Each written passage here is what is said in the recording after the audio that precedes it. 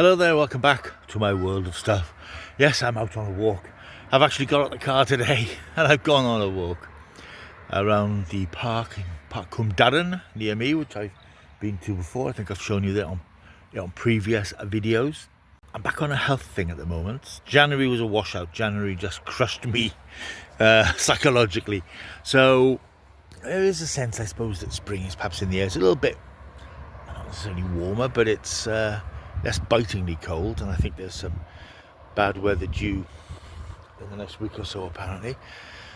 But I don't know, it just seems a bit brighter, and sort of spring is around the corner is what I'm saying, so it just helps you lift your mood a little bit, makes you want to do a little bit more.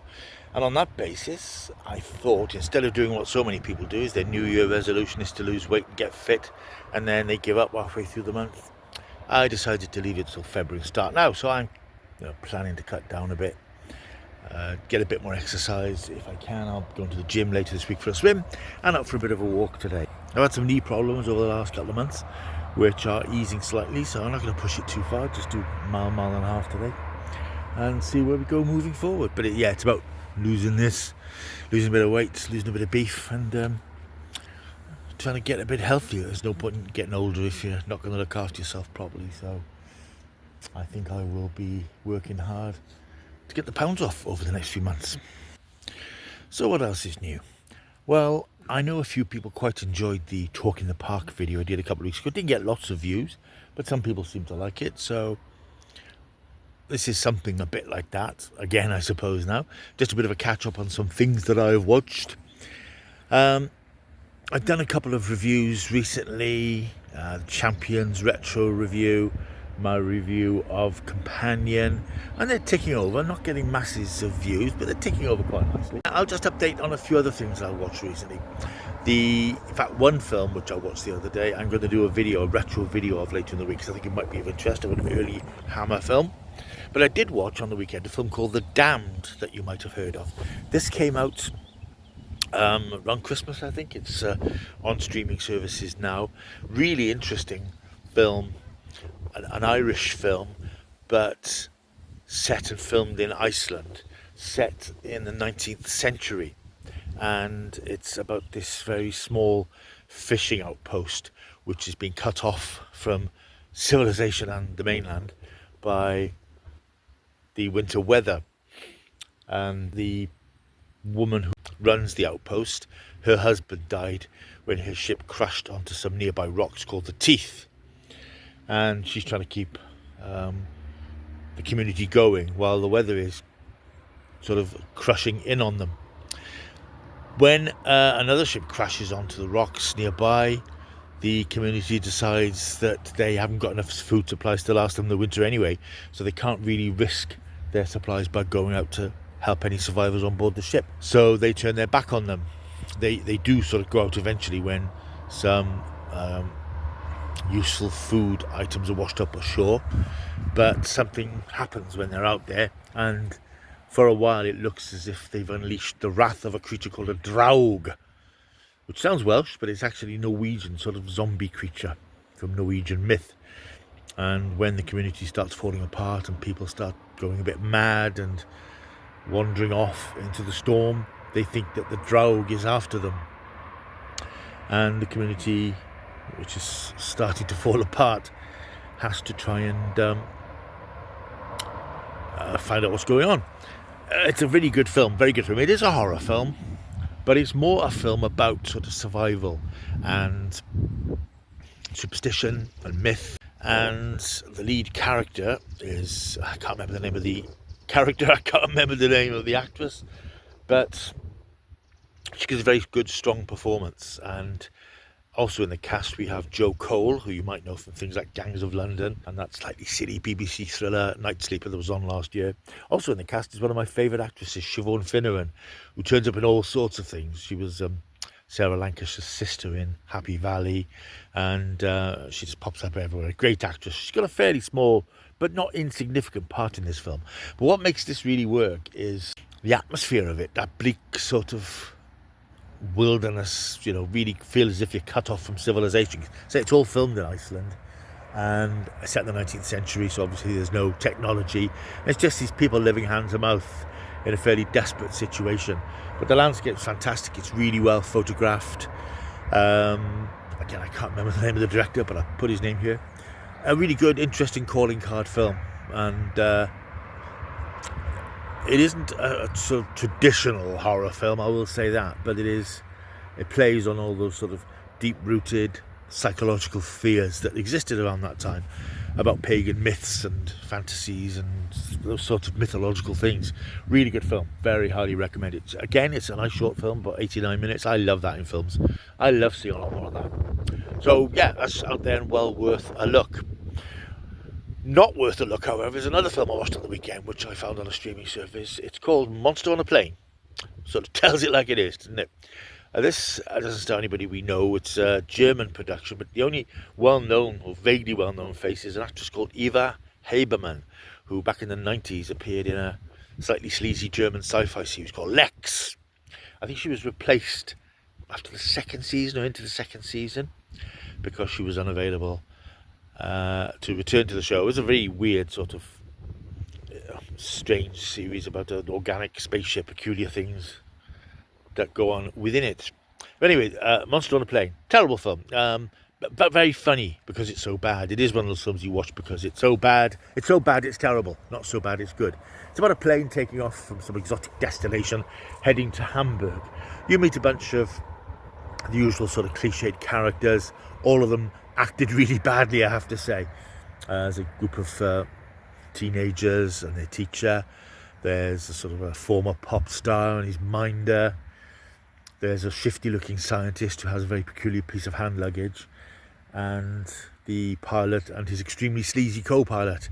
And there's a couple of air stewardesses. One of them's played by Eva Habermann, and the acting's terrible. And the acting's really awful from everybody in this film, pretty much. There's a couple of actors who seem as if they're English. They've got sort of English accents. And anyway, this plane takes off.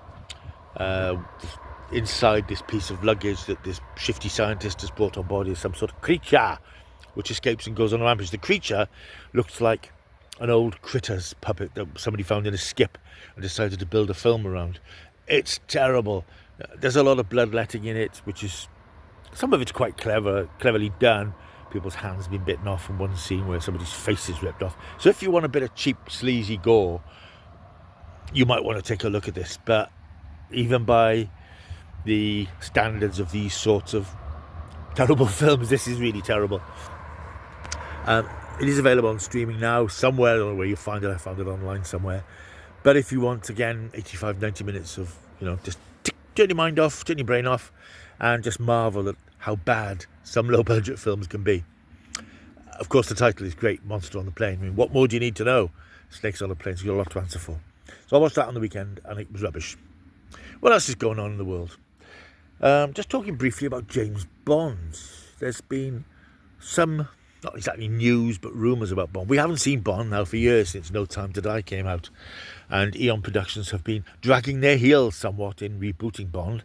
I think they wrote themselves into a corner, really, when they killed off Daniel Craig's Bond in that film. They may be full of ideas of what they're going to do next.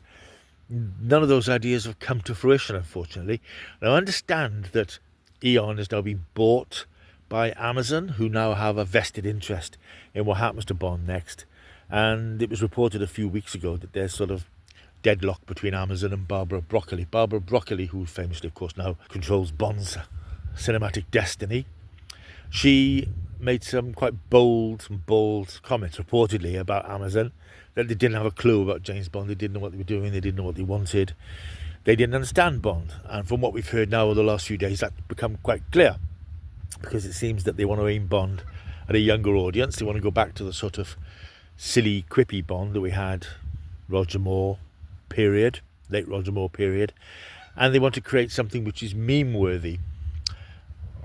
Yeah, there we go. Meme-worthy is all about, images and things that can be used in publicity and things that will generate interest amongst the TikTok kids. And they also want to develop a Bond universe with spin-offs for Miss Moneypenny and all this sort of nonsense. Completely against the ethos of what Bond is. As far as the going quippy is concerned, I mean, I like the Daniel Craig films, even that one, but I do think that they were quite lacking in moments of lightness, shall we say. They were quite dark and gritty and grim, which was the way particularly Daniel Craig, wanted to do it. I don't think he's a barrel of laughs at the best of times. But I think Bond needed to be a bit gritty and a bit tougher.